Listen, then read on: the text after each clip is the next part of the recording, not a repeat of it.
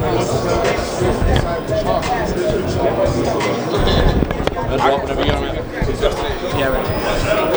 is Danny Gaffon for ESBR Boxing in Manchester. It's weigh-in day for Chris Eubank Jr. versus Liam Smith. Delighted to be joined by former super middleweight champion of the world, George Groves. George, before we get into the boxing, you've reinvented yourself as a podcast now. How's things with the George Groves Boxing Club going? Yeah, George Groves Boxing Club podcast is flying, mate. It's doing really well. We're climbing the charts week on week. We're getting great guests on, and we're finding our feet. You know, me and Declan Taylor, who's a funny guy, a good friend of mine, boxing journalist, and hopefully we're developing quite a good chemistry, and we're getting great guests in. And you know, obviously the idea is that we want to cover everyone in boxing and go on a little deep dive and have some fun, and you know, get to the bottom of some topics and some discussions. So we've been fortunate enough to have some great guests on. This year we've already started with Ricky Hatton, was up in his gym talking about, you know, some of his biggest nights, Vegas and the rest of it. John Ryder last week was a great episode, and this week Jordan Gill, who on our coveted annual award won Knockout of the Year, or Comeback of the Year, could have been both. So no, it's going really well, thank you. I actually listened to the episode with Carl not so long ago, and it is honestly unreal listening, so tell everyone to get it and get it wherever you get your podcast. On the Saturday night, George, as I say, Chris Eubank Jr. versus Liam Smith, terrific fight, seems to have a bit of everything, two Brits, great clash of styles and some serious needle as we saw yesterday. What's your thoughts on the fight? Yeah, it's a fight to be excited about.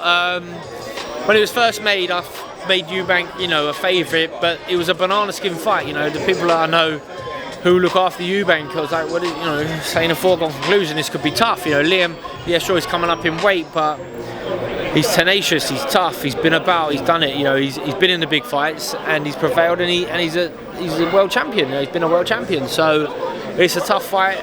And for me, it depends kind of like what Eubank's temperament is right now. You know, is he gonna? What sort of Eubank is going to approach this fight? How tight is he at the weight? He keeps talking about the weight.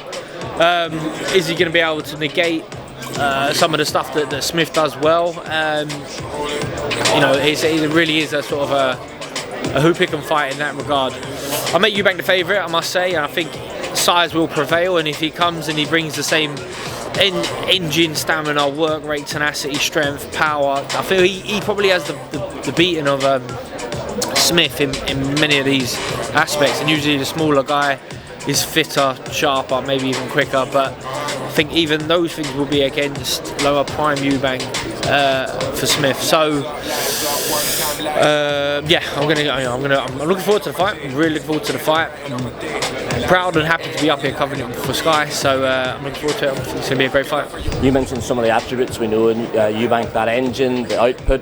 You've also shared a ring with him, that dramatic win back at the World Boxing Super Series. I think it's safe to say he's changed quite a lot as a fighter. Under Roy Jones, we've seen more of a boxer, more in the back foot, more of a sort of pot shotter. What have you made of this sort of change in Eubank we've seen in the last couple of years?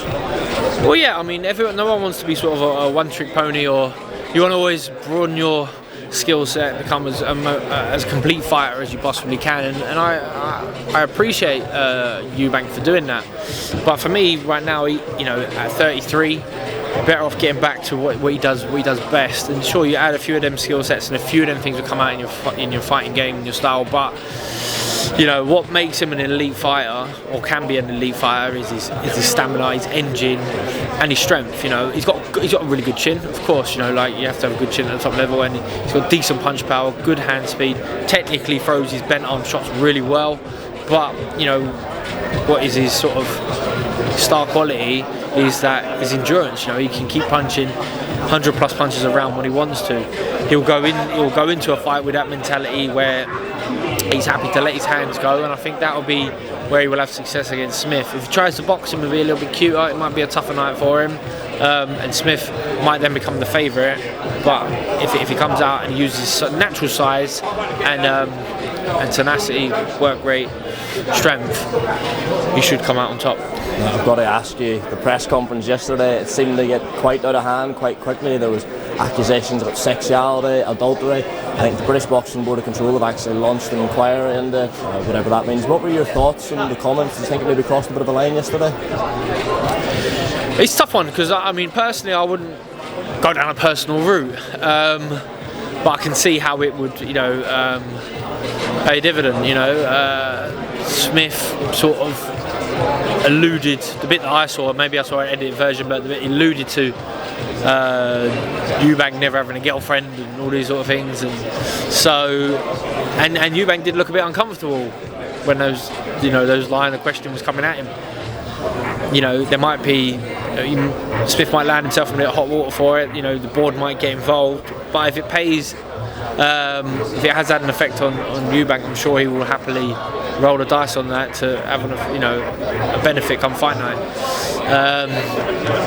Maybe Eubank come back and says that Smith's been cheating on his wife or something. I don't know. It's not for me. I don't really like that, and you would want to. If you're up here to see fighters talk, fight and talk, but everything's online now. Everyone puts everything on Instagram, so you're blurring the lines. Like if you're going to keep your social media professional, great. If you're going to put your private life up there as well, you might be open to a little bit of scrutiny. But it was good. It was an interesting press conference. I know some people love the press conference. For me, usually fight week press conferences, you don't get much out of them. Usually everyone's just like, I've said my stuff. I'm waiting for fight night, but this had a bit of something else.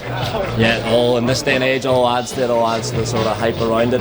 Just away from Saturday night, George, one chat a bit about Anthony Joshua. Seems as if the sort of calls are getting emotional again for his career sort of resume after the loss to Alexander Usyk in August. Jermaine Franklin has emerged as the most likely comeback opponent. That's the way I took it from an interview with Eddie Hearn yesterday. What are your thoughts on Franklin as a potential comeback opponent for AJ? Franklin, I'm sure I've seen him. I have to go to Dylan White, November. Bloody hell, yeah, sure. Yeah, I mean, whatever. I don't think he needs to come right back in at the hardest level as someone who's just been beat, and cool, man. I don't really know Joshua. All I know of him is what I've seen of him, and he's been at the top of the game for so long. I don't know. It'd be a lot of soul searching, I'm sure, about what comes next, what he's going to do, and if he does want to box, that seems like a real logical opponent for him, rather than having to chase it and go back in at the highest level, which he's pretty much always done.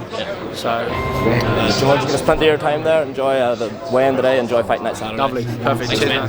Very good, George.